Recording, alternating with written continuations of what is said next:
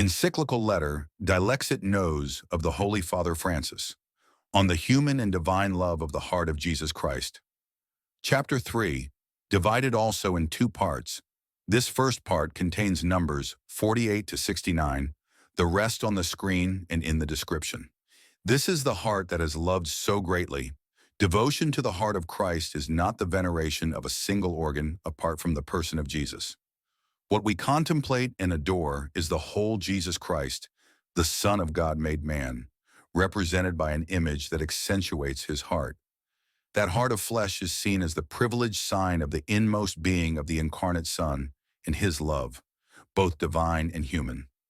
More than any other part of his body, the heart of Jesus is the natural sign and symbol of his boundless love. Worshiping Christ. It is essential to realize that our relationship to the person of Jesus Christ is one of friendship and adoration, drawn by the love represented under the image of his heart. We venerate that image, yet our worship is directed solely to the living Christ, in his divinity and his plenary humanity, so that we may be embraced by his human and divine love.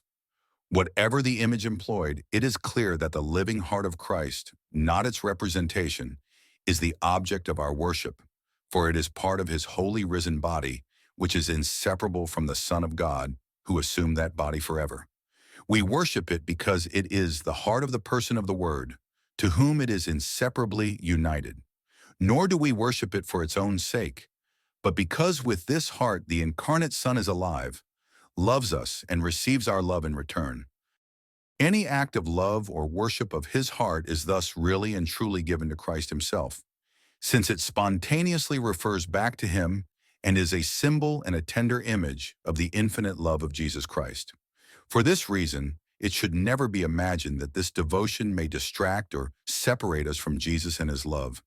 In a natural and direct way, it points us to him and to him alone, who calls us to a precious friendship marked by dialogue, affection, trust, and adoration. The Christ we see depicted with a pierced and burning heart is the same Christ who, for love of us, was born in Bethlehem, passed through Galilee healing the sick, embracing sinners and showing mercy. The same Christ who loved us to the very end, opening wide his arms on the cross, who then rose from the dead and now lives among us in glory. Venerating his image. While the image of Christ in his heart is not in itself an object of worship, neither is it simply one among many other possible images. It was not devised at a desk or designed by an artist. It is no imaginary symbol, but a real symbol which represents the center, the source from which salvation flowed for all humanity. Universal human experience has made the image of the heart something unique. Indeed, throughout history and in different parts of the world, it has become a symbol of personal intimacy, affection, emotional attachment, and capacity for love. Transcending all scientific explanations, a hand placed on the heart of a friend expresses special affection. When two persons fall in love and draw close to one another, their hearts beat faster. When we are abandoned or deceived by someone we love, our hearts sink. So too, when we want to say something deeply personal, we often say that we are speaking from the heart. The language of poetry reflects the power of these experiences. In the course of history, the heart has taken on unique symbolic value that is more than merely conventional.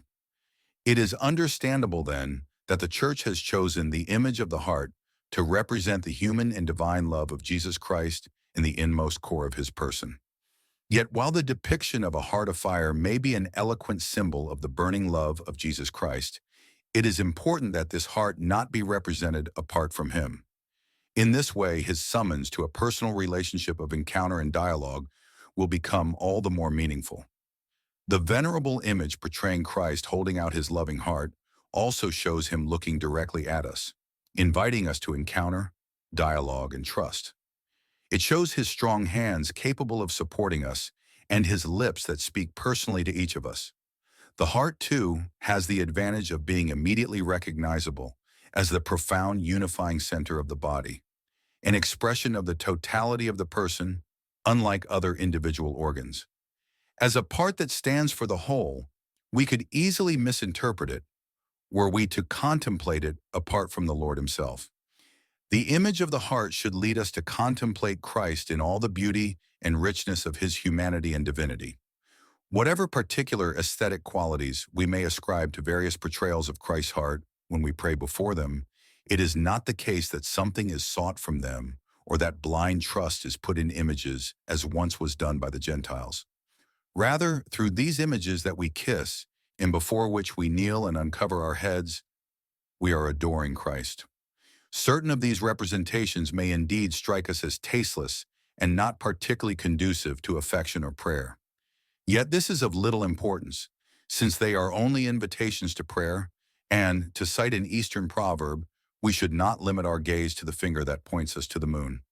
Whereas the Eucharist is a real presence to be worshipped, sacred images, albeit blessed, point beyond themselves, inviting us to lift up our hearts and to unite them to the heart of the living Christ. The image we venerate thus serves as a summons to make room for an encounter with Christ and to worship him in whatever way we wish to picture him. Standing before the image, we stand before Christ, and in his presence, love pauses, contemplates mystery, and enjoys it in silence. At the same time, we must never forget that the image of the heart speaks to us of the flesh and of earthly realities.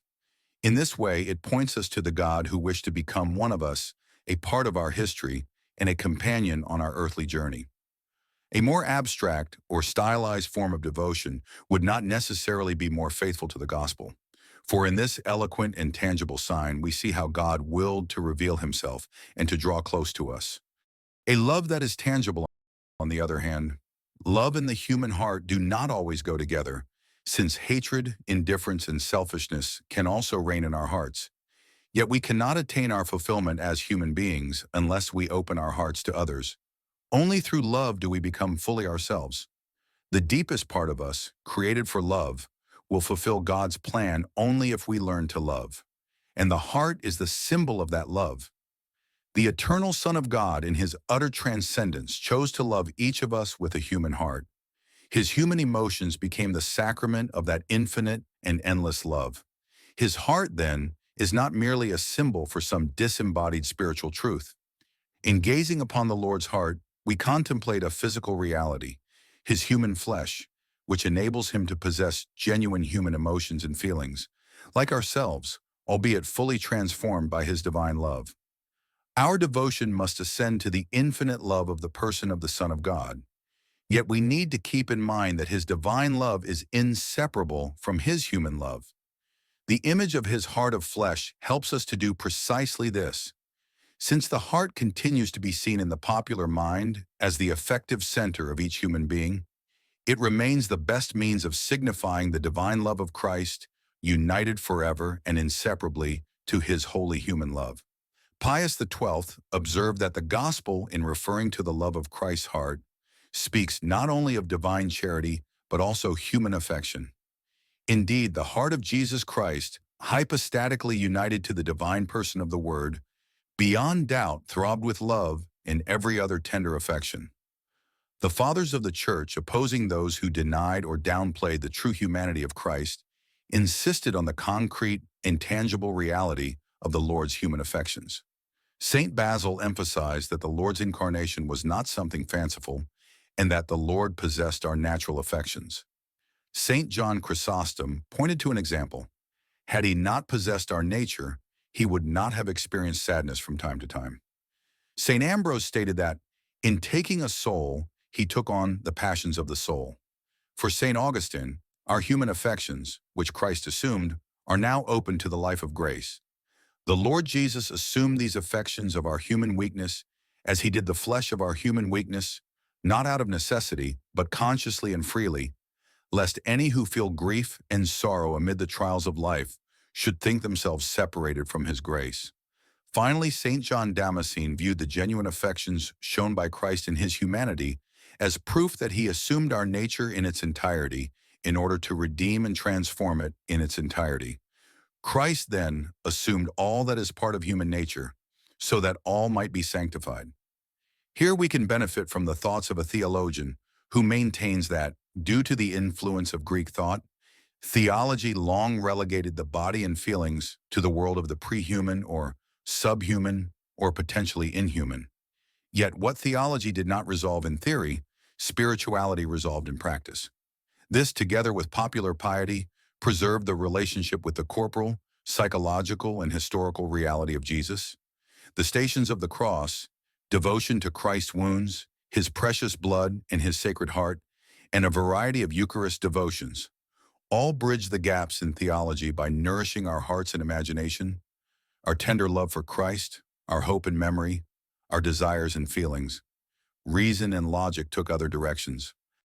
A threefold love.